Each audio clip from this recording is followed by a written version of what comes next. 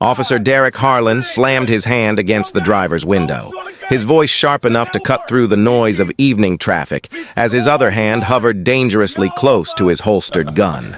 And he shouted, "Don't make me ask again! Step out of the vehicle! Now!" As if Marcus Blackwell were a threat. As if a man in a tailored Navy suit returning home after a long day were somehow dangerous. And in that moment, something in the air shifted. A familiar kind of dread that Marcus recognized all too well, because these weren't just words. They were echoes of something older, something involving blue lights, raised voices, and the memory of his father's still body on a Harlem sidewalk years ago. And Marcus felt his chest tighten, not with fear, but with the weight of a history that would not leave him alone. Before we dive into the story, where are you watching from? Don't forget to subscribe to the channel and leave a like. It helps this story reach more people who care about justice and truth. Marcus kept both hands visible on the steering wheel, fingers still, controlled, the way someone does when they understand exactly how quickly a situation can turn into tragedy.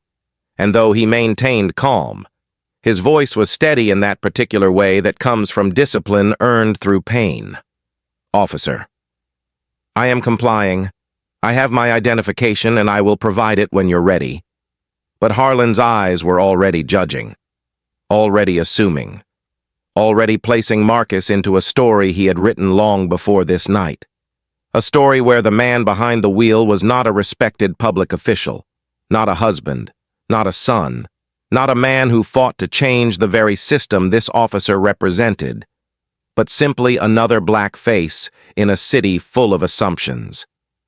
The Brooklyn Bridge glowed behind them as cars slowed to watch, not out of care but out of curiosity.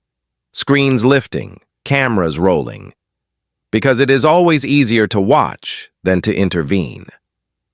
Marcus breathed slowly, remembering his therapist's words, remembering Naomi's hands on his face that morning, telling him to come home safe. Remembering the promise he made to himself after his father's death, that he would never allow his anger to speak before his purpose. Officer Harlan opened the door himself, yanking it with unnecessary force, muttering, "You people think you can talk your way out of anything." And there it was, the sentence Marcus had heard before, the sentence that made his stomach drop because it revealed everything, the bias, the resentment, the quiet rage simmering behind authority. Marcus stepped out slowly, unthreatening, deliberate. His suit jacket shifted, revealing the slightest edge of the leather badge wallet clipped to his belt. But he did not show it yet.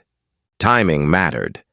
Harlan pushed him toward the hood of the car, rough, careless, the kind of shove that tells a man he is being treated as less.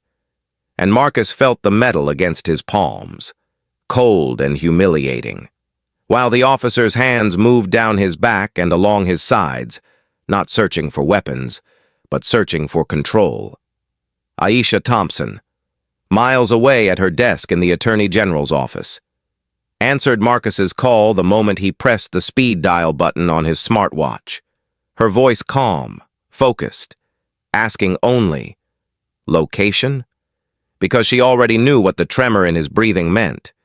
He said, softly, "Brooklyn Bridge, near the second tower," and she was already typing, already pulling precinct rosters, already preparing the emergency verification protocol reserved for situations exactly like this. Meanwhile, a young woman named Mia Lopez, walking home after her shift at a cafe, stopped when she saw the scene, saw the way Marcus held still, saw the way the officer handled him, and something in her chest tightened. A recognition, a memory, maybe even a fear. And without thinking too much about it, she lifted her phone and began to record, not because she thought anything would happen, but because she knew that if something did happen, there would need to be proof.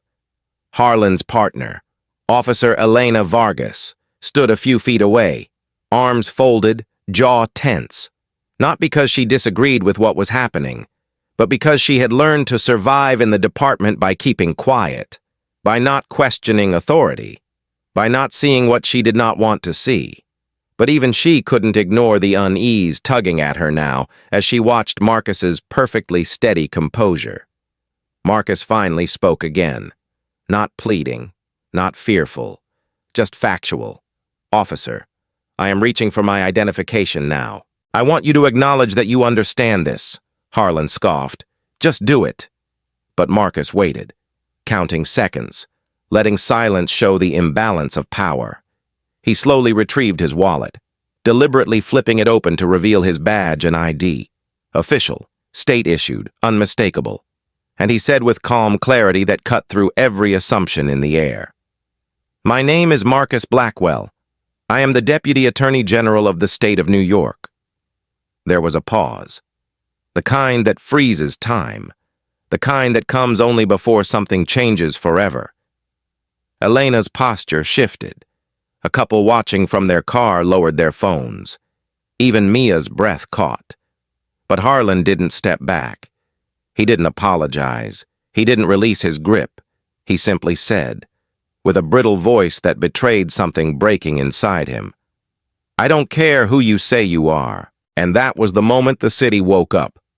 Because Mia's video, uploaded without hesitation, began to spread faster than rumors, faster than secrets, faster than justice ever had, climbing to 500,000 views within the hour. And by the time Marcus was placed in handcuffs, the story had already begun to burn. The holding room inside the precinct was cold, but it wasn't the temperature that made Marcus feel the familiar ache in his chest. It was the memory of how spaces like this had taken so much from him long before he ever held any title or authority. And as Officer Derek Harlan turned his back to fill out paperwork, deliberately slow, deliberately dismissive, Marcus stood with his hands still cuffed, breathing in controlled, measured rhythms, as if the air itself required careful negotiation. Officer Elena Vargas lingered by the doorway, her arms crossed tighter than before, her eyes following the rise and fall of Marcus's breath.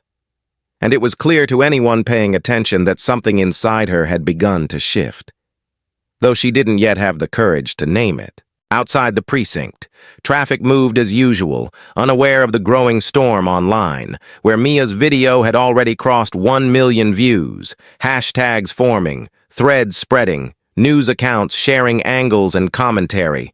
And yet inside this small fluorescent room, everything felt slow and heavy, as if time was dragging to force everyone to confront their choices.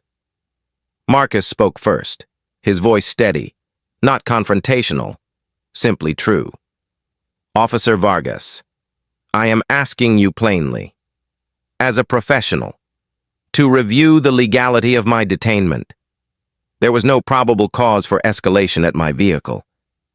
Elena didn't answer right away.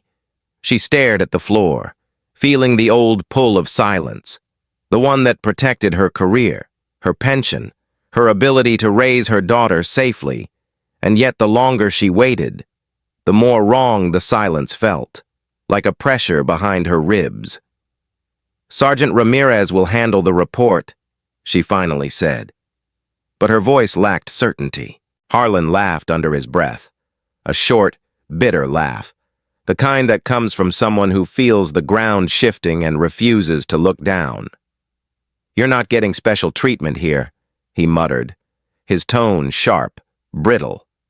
Marcus didn't look at him, because Marcus had long ago learned that some men wanted to be faced, wanted to feel the friction of conflict, and denying them that attention was sometimes the only way to remain whole. Aisha had been working relentlessly from downtown, calling every contact, filing emergency verification, and when her message reached the precinct. The front desk officer hesitated before passing it to Sergeant Victor Ramirez, a man known for his sharp uniform, stern posture, and unwavering belief that loyalty to the department outweighed everything else, including truth.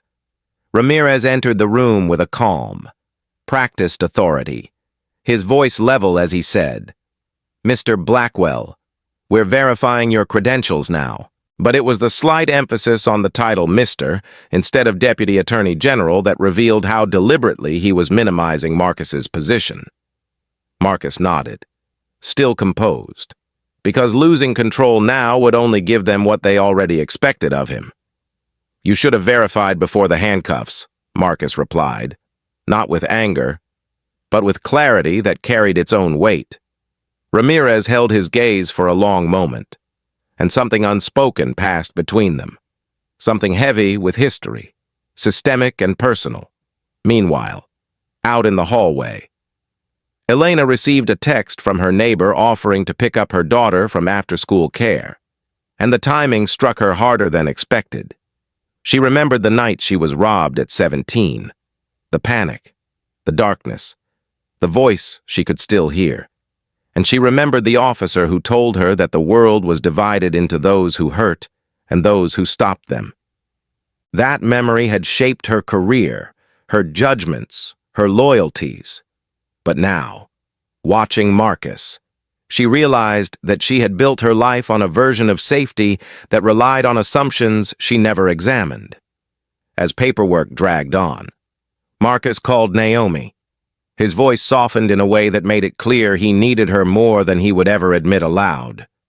"I'm all right," he said, and she closed her eyes on the other end, standing in their quiet kitchen, hand over her mouth, trying to breathe through the blend of relief and fear.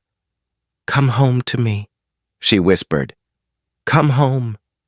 Marcus swallowed hard, nodding though she couldn't see it. "I will." In another corner of the city, journalist Sarah Klein watched the unfolding video, leaning closer as she recognized the tone of Marcus's voice, the discipline in it. And she knew immediately that this wasn't just another incident. This was a story with weight, consequence, and truth that demanded to be shown. She messaged her producer, "I'm heading to the precinct, back inside." Ramirez returned, his face unreadable. "Your credentials are confirmed," he said. Harlan stiffened. Elena exhaled. Marcus simply lifted his chin a fraction. Ramirez continued, "You will be released. However, we will be filing a report regarding your behavior during the stop." Marcus blinked once, slowly, absorbing not the words themselves but the structure beneath them. The system was already shifting to protect itself. "You're filing a report on my behavior," he repeated, not as a question, but as a statement of exactly how deep the problem went. Harlan added quickly, "We followed procedure." And that was the final fracture, the one that split Elena's silence apart. "No," she said, quietly at first, then again, louder. "No, we didn't." The room went still. Ramirez turned toward her. Harlan stared, betrayal and shock colliding in his expression. Marcus simply watched, not triumphantly, but with a grief-tinged understanding, because he knew how much courage it took to break a pattern you once believed was protecting you. Elena's voice trembled only once as she continued. "We escalated without cause. The search was not justified. He complied. We acted wrong." And outside the precinct doors, the sound of protesters was beginning to swell. The city had already taken its side. The moment Elena's words settled into the room, a silence formed that felt heavier than any shout, and Sergeant Victor Ramirez's expression shifted in a way that revealed just how deeply he relied on silence to hold the system together.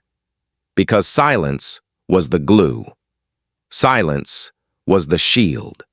Silence was the unspoken agreement that allowed everything to continue unchanged. Marcus remained still, hands free now, though the faint pressure marks from the cuffs were still visible on his wrists, a quiet reminder of how quickly power could be abused and how slowly dignity had to be reclaimed.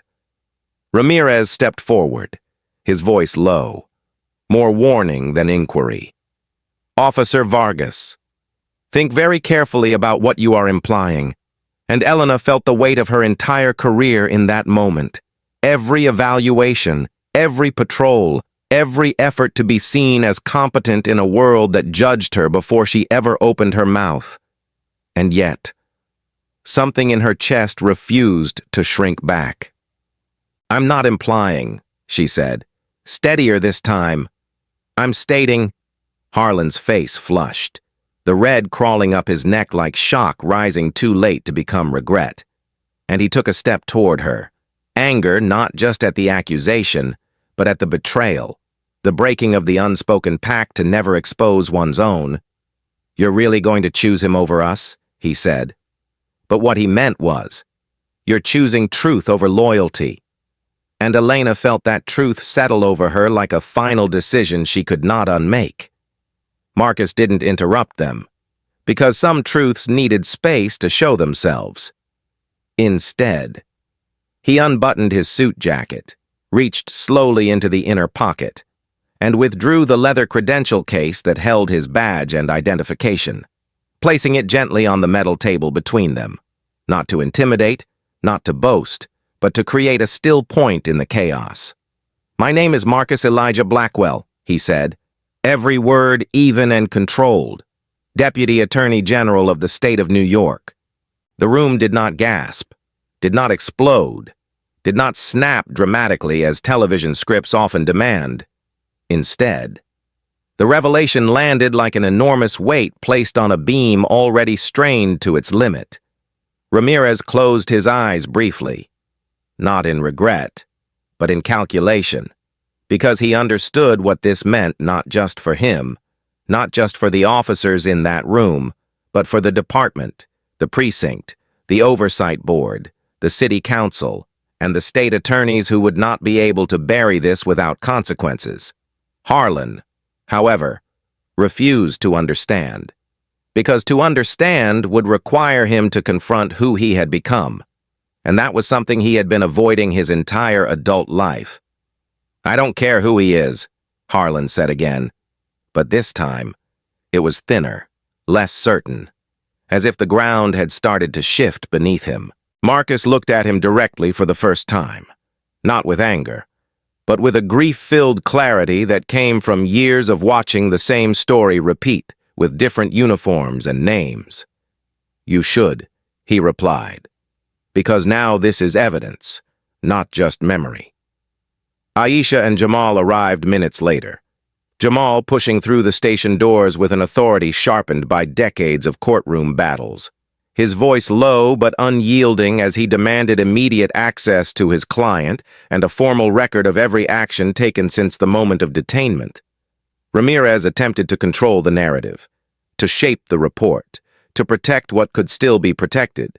But Sarah Klein was already outside on the sidewalk, microphone in hand, speaking to a growing crowd as protesters began to gather, not chaotic, but determined, not loud yet, but watchful, the kind of quiet before a storm that knows exactly where to strike. Elena stepped out of the room, her breathing uneven, calling someone she rarely called during work hours, her daughter's babysitter, just to hear her little girl's voice in the background, because some choices require an anchor to remind you why you made them. Meanwhile, Ramirez pulled Marcus aside under the pretense of a private conversation, though there was nothing private left to salvage. "You could let this go," Ramirez said quietly. "A misunderstanding, a disciplinary review, internal correction. It doesn't have to become something bigger." Marcus looked at him with steady eyes that held years of unspoken pain. "My father died in a misunderstanding," he said, the words soft, unforced, yet powerful enough that Ramirez had to look away. "We are done with misunderstandings."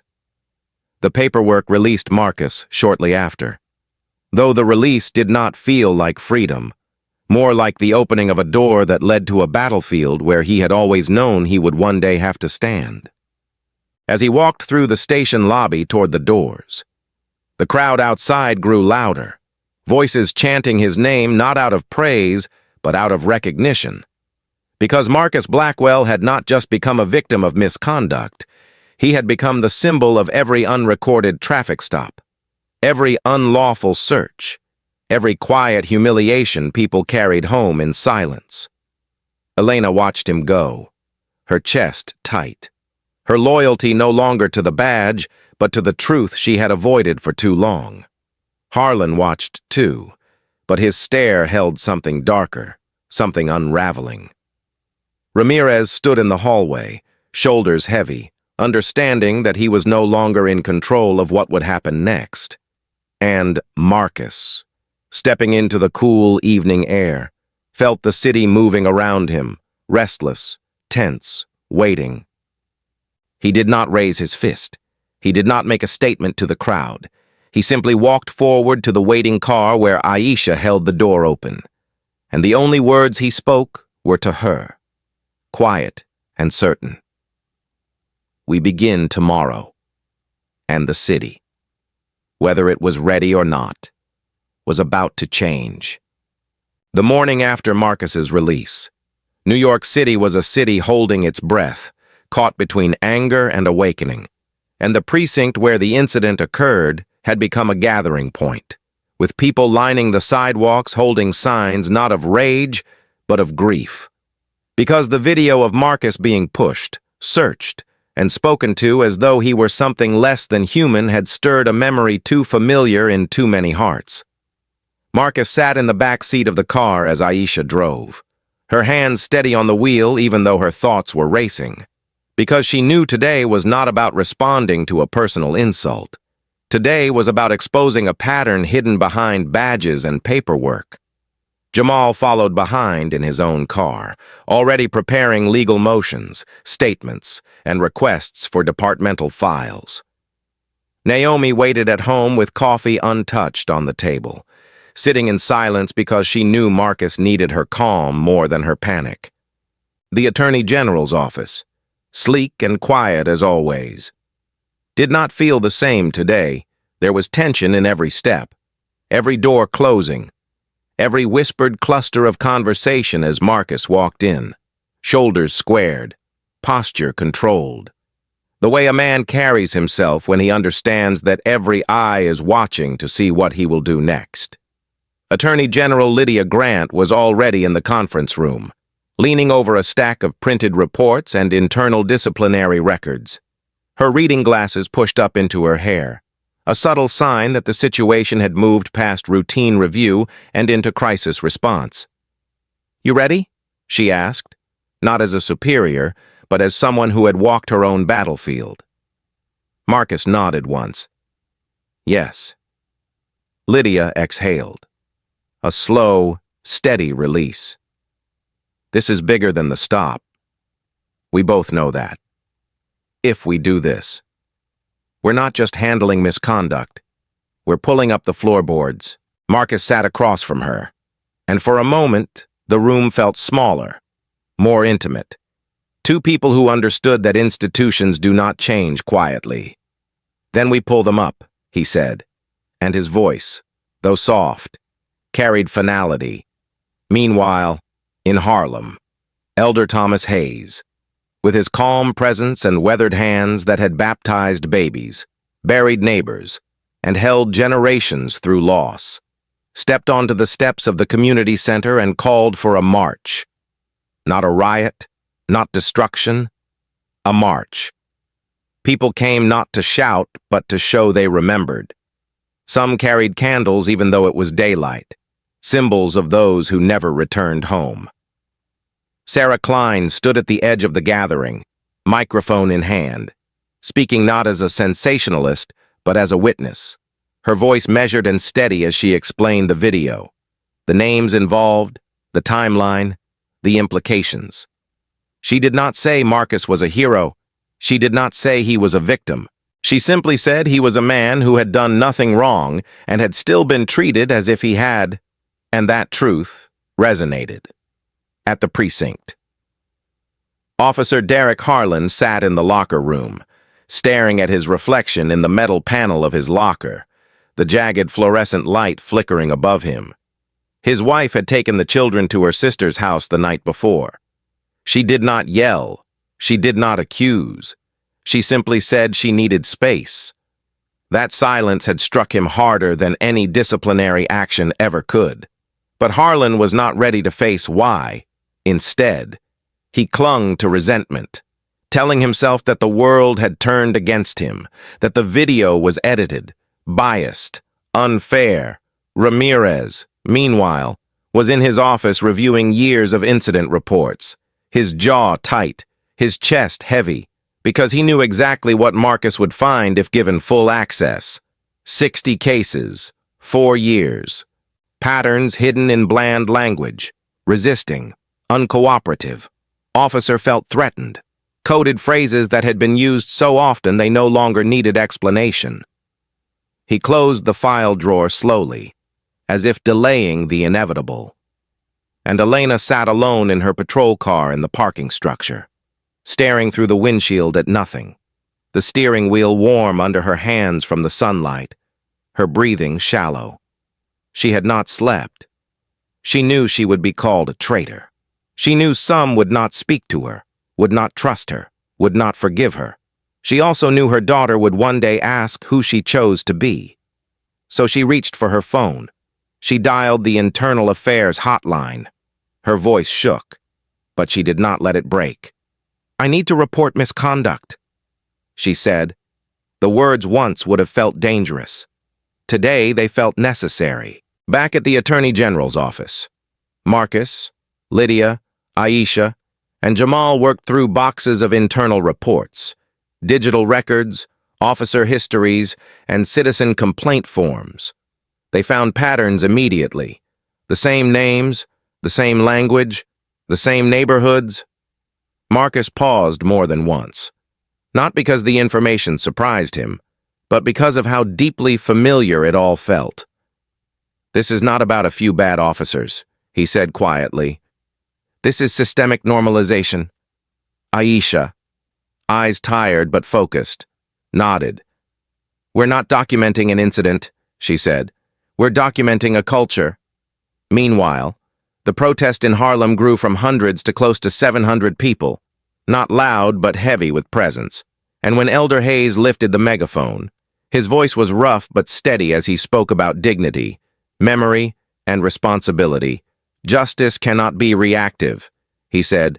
"Justice must be built, taught, lived. We are not here to burn anything down. We are here to hold this city accountable to the promises written in its own laws." The crowd murmured in agreement, not fiery but unified. And among them, Mia Lopez stood quietly, hood up, hands in her pockets, overwhelmed by how something she did in fear had now become something so much larger than her. She did not want attention. She only wanted the truth to be seen. In the late afternoon, Sarah broadcasted live from Harlem as news networks across the country began replaying the video, panel discussions forming, commentary swirling. But Marcus ignored all of it, focusing only on the evidence, because he knew public outrage lit the fire.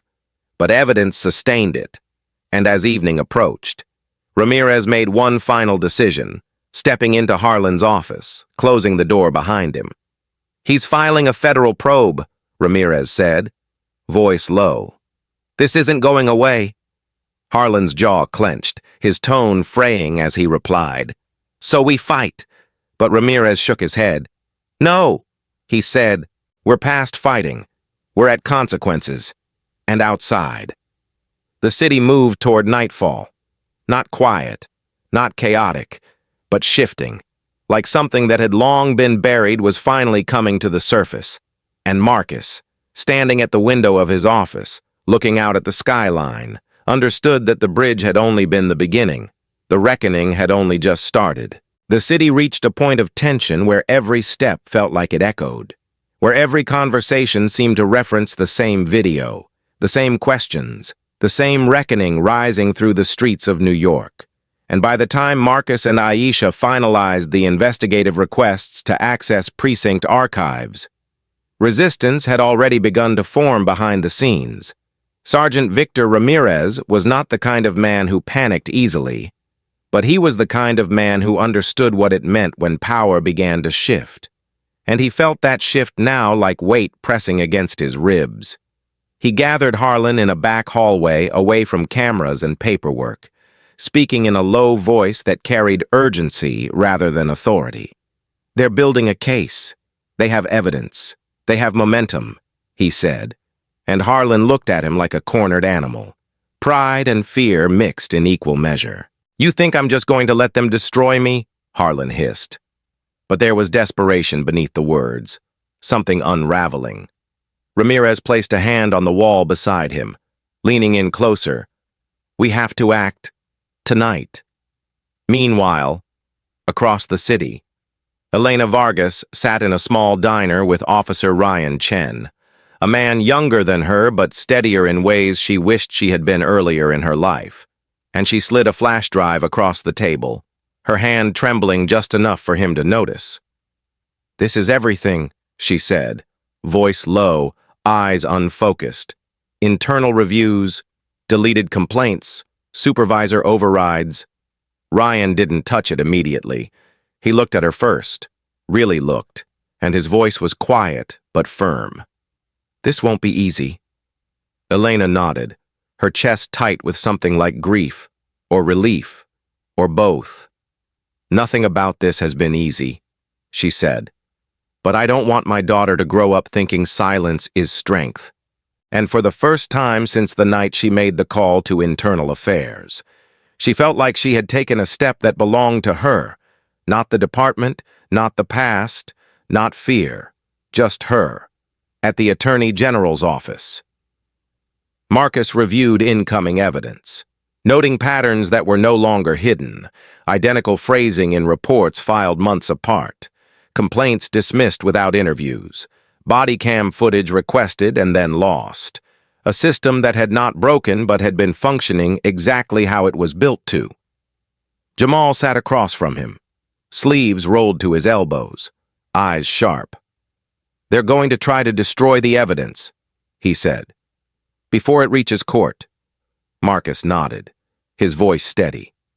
Though the memory of his father's case documents, misfiled, erased, buried, rose in him like a bruise, "We'll get to it first." But while they worked, Ramirez and Harlan were already moving. They met in the precinct basement storage room, where fluorescent lights flickered intermittently and the faint scent of dust and old paper lingered. Ramirez unlocked a file cabinet that most of the department pretended didn't exist, the kind used for sensitive documentation, which was just the bureaucratic phrase for records no one wanted the public to see. Harlan's hands shook slightly as he pulled folders, case numbers, witness statements, copies of civilian complaints, internal memos that showed not incompetence but choice. "Burn them," Harlan said, voice harsh. But Ramirez didn't move. "We don't burn," Ramirez replied. "We transfer. We bury. Burning leaves too many questions." Harlan exhaled, frustrated. But he followed orders. They packed the documents into a duffel bag, zipped it, and carried it out the service entrance. But what they didn't know was that Elena had already warned Ryan, and Ryan had already contacted Marcus, who had already rerouted his evening schedule.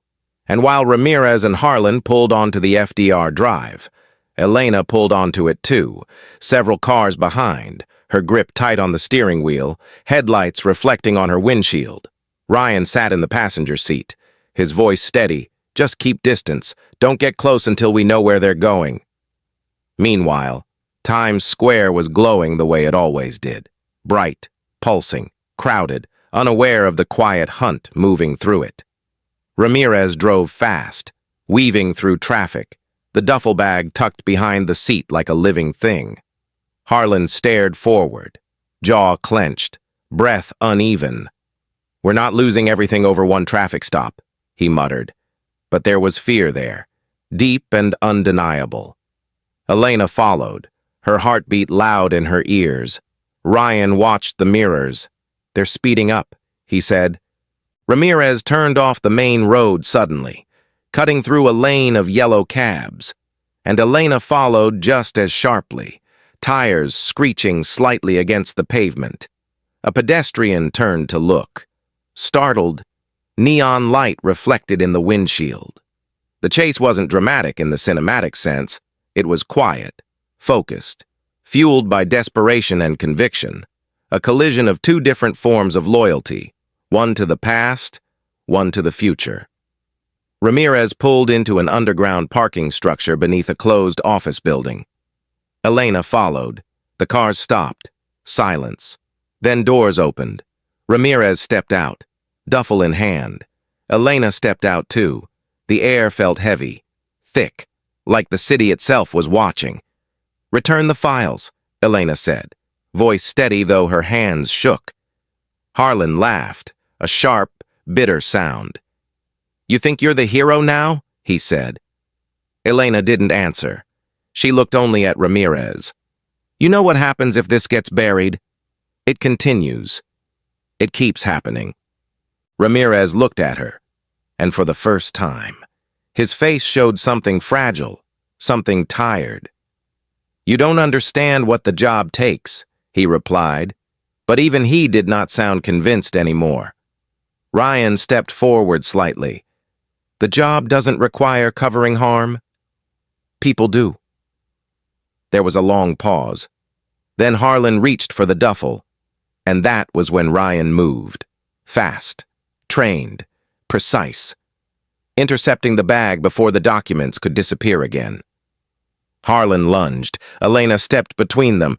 Ramirez did not move to stop her. And in that moment, the split that had been forming in the precinct finally opened, the line between those who protected the institution and those who protected the truth. Marcus arrived minutes later, not rushing, not dramatic, simply stepping into the parking structure with quiet purpose. He didn't speak right away. He just looked at Ramirez, then at Harlan, then at the duffel bag in Ryan's hand. And Ramirez, tired, defeated, and somehow relieved, let his shoulders fall. It was never supposed to go this far. He said, Marcus nodded once, a gesture that held no forgiveness, only acknowledgement. But it did. And outside, the sirens began to echo, not urgent, not panicked, but inevitable. The city had begun to choose. The federal courthouse in Lower Manhattan did not feel like a place of triumph when Marcus walked through its tall, echoing halls. Nor did it feel like a battlefield. Instead, it felt like a place where truth arrived slowly, sometimes painfully, and only after being pushed forward step by those who refused to be silent. The air inside the courtroom was thick with quiet tension as journalists lined the back rows, their notebooks and cameras at the ready, while community members from Harlem, Brooklyn, and Queens sat shoulder to shoulder with retired teachers, nurses, postal workers, grocery clerks, parents and grandparents, people who came not because they knew Marcus personally, but because they recognized what his story represented. Judge Isabella Moreno presided from the bench, her presence calm but unwavering, the kind of authority that did not need to raise its voice to be felt.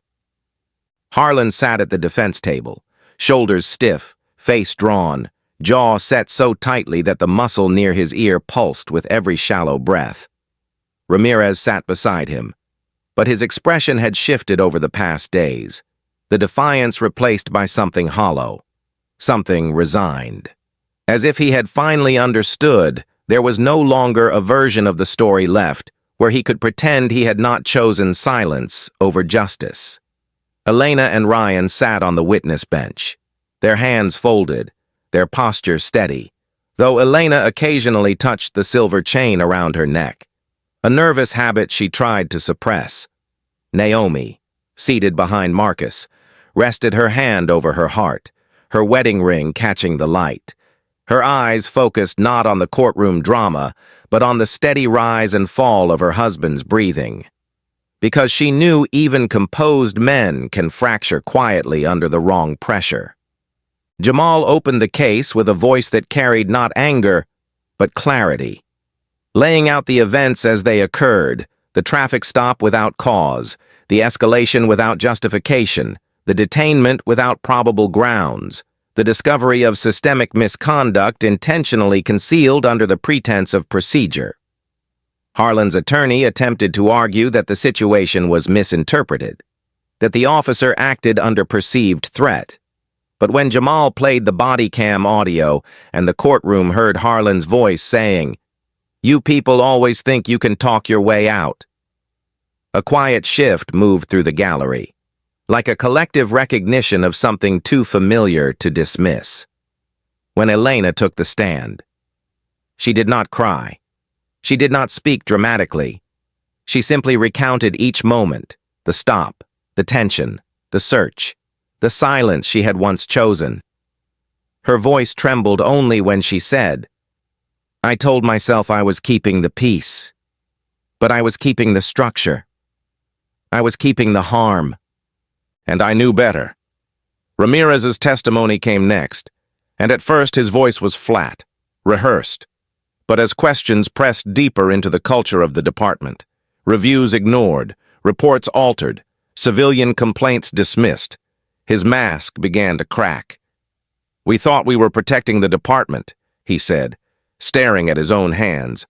"But really, we were protecting ourselves from accountability." Judge Moreno nodded, her expression unreadable, but her gaze sharp, absorbing every word. Then it was Marcus's turn. He stepped to the stand slowly, not because he hesitated, but because he understood the weight of memory, and memory deserved to be handled with care. His voice was even, calm, grounded. "I did not raise my voice during the stop because I learned long ago that my fear would not be seen as fear," he said. "I learned that my pain would not be seen as pain. I learned that my compliance would not always protect me." He paused, breathing carefully, a breath he had once learned to control as a child staring at blue lights flashing across his family's living room walls. "When I was 12 years old, my father was stopped by police. He complied. He told them he had nothing in his hands. He told them he was unarmed. He told them he was going home. They still fired." Naomi closed her eyes. Aisha bowed her head. Sarah lifted her pen slowly, writing each word with deliberate care. "I chose law not because I believed the system was just," Marcus continued, "but because I believed it could be made just. But belief alone is not enough. Action must follow." The courtroom was silent. Harlan stared down at the table, his hands gripping the edge so tightly his knuckles blanched white. Ramirez's shoulders fell completely, the last of his defenses dissolving. The jury did not take long. The verdict was read in a voice that was steady but not cold. Officer Derek Harlan was found guilty of unlawful detainment, assault, and abuse of authority, sentenced to 5 years in federal custody, even in that moment. Marcus did not look triumphant. His expression was somber, reflective, as though he knew justice here was incomplete, because no trial could return years of dignity lost. No sentence could restore trust overnight. Ramirez received a separate ruling: removal from the department, full pension forfeiture, and pending civil liability lawsuits that would likely cost him everything he had built. Elena, though technically implicated due to her initial compliance, was granted leniency for her testimony and cooperation. But Judge Moreno did not spare her from responsibility. "Redemption," the judge said softly, "is not the absence of wrongdoing. It is the decision to stop it."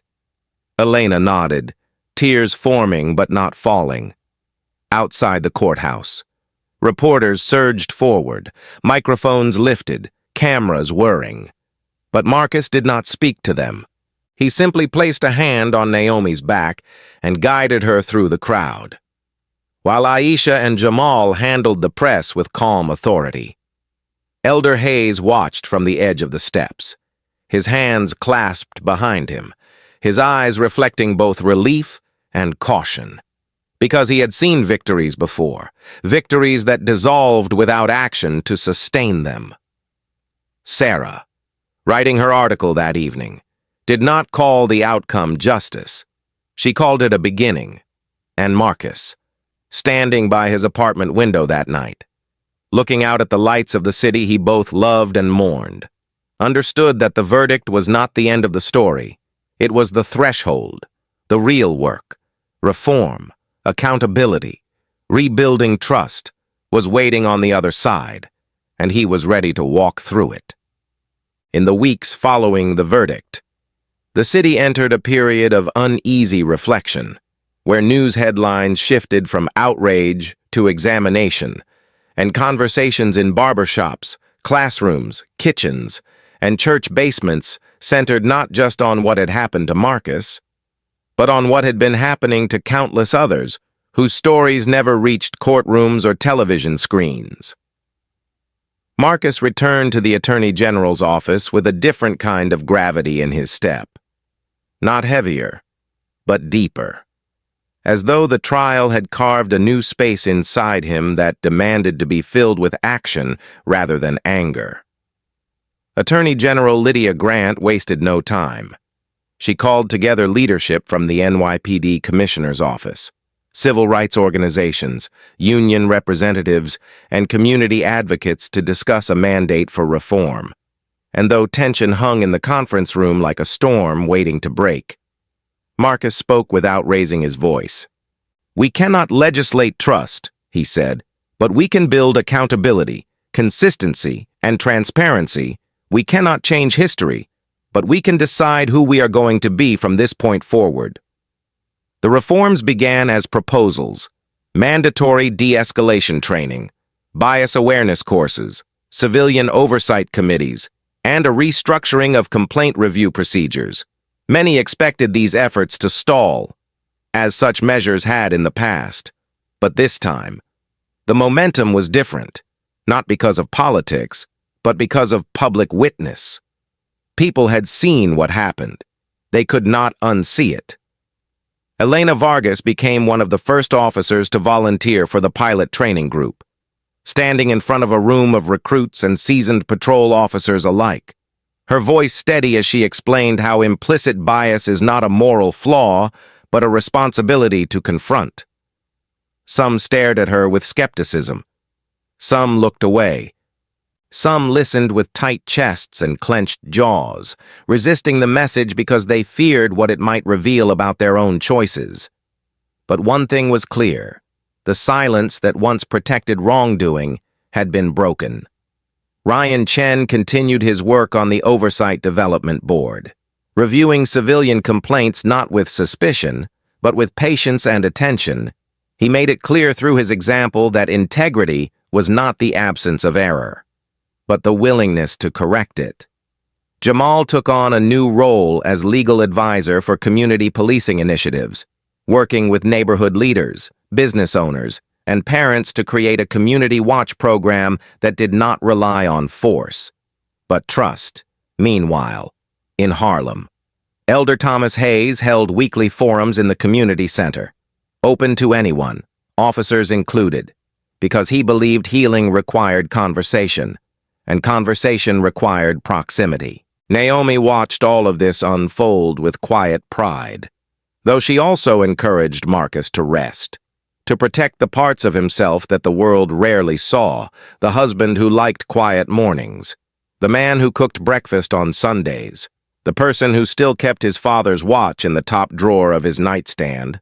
One evening, while sitting with Naomi on the couch, Marcus finally allowed himself to breathe deeply, the kind of breath that comes only after surviving something that could have taken everything. "I don't want this to be just about me," he said softly. Naomi rested her head on his shoulder. "It isn't," she whispered, "but it needed to begin with someone." In the following months, more than 12,000 officers completed the new training protocols, and for the first time in decades, the department's internal data showed a measurable decline in civilian complaints. Modest, but real. Ramirez, now removed from the department and facing civil litigation, sold his home to pay settlements, often seen alone at a cafe near the waterfront, staring at nothing, a man humbled not by punishment, but by understanding too late what his silence had cost. Harlan, now months into his sentence, wrote a letter that no one expected. Not an apology, not an excuse, but an acknowledgement. He wrote it to Marcus. "I thought power was something I had to take," the letter said, "but I see now it was something I was supposed to protect. I failed at that. I don't ask forgiveness. I only say that I see it now." Marcus read it once, folded it, and placed it in the same drawer with his father's watch. Not out of sentiment, but because even painful truths deserved a place rather than a burial. The city did not become perfect. No city ever does. Pain did not vanish. Injustice did not disappear. But something changed. Something shifted. And when Marcus walked through Harlem one afternoon, past the community center where children played and neighbors exchanged greetings, Elder Hayes approached him with a slow smile, the kind that carries decades of history and endurance. "You didn't tear the system down," Hayes said, patting Marcus gently on the shoulder. "You made it look at itself. That's harder." Marcus nodded, not with pride, but with understanding, because this journey was not victory. It was responsibility. And responsibility was something that required steady hands and a steady heart. And as he walked home through the warm late afternoon light, Marcus understood that change was not a moment, but a continuation, and he was ready to continue. The morning of the community gathering in Central Park arrived with a quiet warmth, the kind that sits gently in the air rather than declaring itself. And as the park filled slowly with families, church groups, students, city workers, off-duty officers, journalists, activists, and neighbors of every age and neighborhood, there was no single emotion guiding them, no unified chant or shared slogan, only a shared understanding that something had happened in their city that demanded acknowledgement, reflection, and forward movement. Marcus stood near the small stage, not behind banners or microphones, but among people, shaking hands, listening closely, offering steady words rather than speeches. When he finally stepped to the front, the crowd quieted not because of spectacle, but because they recognized in him something grounded, something steady, something that had carried them through the hardest parts of the story. Naomi stood off to the side, her arms loosely crossed, her eyes watching him with a tenderness that came from knowing how much of himself he had poured into every step of this journey, how many nights he had woken before dawn, unable to sleep because his mind was sifting through case files, memories, and the weight of responsibility. Aisha stood beside her, posture straight, eyes sharp, ready to take notes or respond to any detail that required attention. Elder Hayes sat on a folding chair near the front, hands resting on his cane, looking at Marcus the way an older man looks at someone who has carried a torch not for glory, but for continuation. When Marcus began to speak, his voice did not rise, did not command, did not perform. It simply carried. "We are not here to celebrate a victory," he said, his tone calm and clear, "because justice is not a finish line. Justice is a practice. Justice is a commitment. Justice is something we must choose again and again, even on days when it feels heavy, even on days when it feels slow." The crowd listened, some standing with arms folded, some with hands clasped, some with their children leaning against them. "We are not here to pretend that the work is finished," Marcus continued. "We are here to acknowledge that change has begun." He paused, letting the silence settle in a way that felt like respect rather than tension. "This city has known pain," he said softly. "Pain that has been passed down, remembered, retold. But this city has also known resilience." "And resilience," he added, lifting his eyes to meet the crowd's, "is a form of love." The wind moved gently through the leaves above as he spoke. He announced the establishment of the Blackwell Fund, a program dedicated to supporting individuals and families affected by police violence, not just financially, but emotionally, legally, and psychologically. The goal of the fund, he explained, is not to look backward in anger, but to look forward with accountability and care. No one should carry trauma alone. No one should confront the system without guidance. No one should feel invisible. The crowd murmured in quiet agreement, the kind that comes from recognition rather than persuasion. Sarah Klein recorded the speech, but she did not narrate it. She understood that it did not need commentary. Ryan Chen spoke next, briefly, acknowledging the work required inside the department, and he did not shield the difficulties. Reform is slow, he said, but slow is not the same as impossible. Elena followed, standing carefully, knowing that some in the crowd recognized her and others did not. Change is not about never being wrong, she said, voice steady. It is about refusing to remain wrong. Some nodded, some simply watched, but no one turned away. As the event continued, children played, families shared food, and music played softly from a speaker set up on the grass. Conversations formed in small circles, not about blame, but about next steps. How to organize neighborhood watch programs rooted in cooperation rather than suspicion. How to create spaces for dialogue between officers and residents. How to teach children their rights without teaching them fear as their foundation. At one point, Marcus stepped away from the crowd to stand beneath a tree, needing a moment of quiet to absorb the weight of everything. Not the attention, not the accomplishment, but the responsibility that would continue long after the speeches ended. Naomi joined him, sliding her hand into his, the gesture simple and grounding. You look like you're carrying the whole city on your shoulders, she said softly. Marcus smiled, though it was a tired smile. Some days it feels like it. He admitted. Then let me carry part of it, she replied, and her voice was not dramatic, not symbolic, just true. They stood like that for a moment, breathing in the same rhythm, before they returned to the crowd later that evening, after the park began to thin and the sun settled into its slow descent behind the skyline. Marcus returned home. He sat at his desk, opened the drawer where his father's watch and Harlan's letter rested.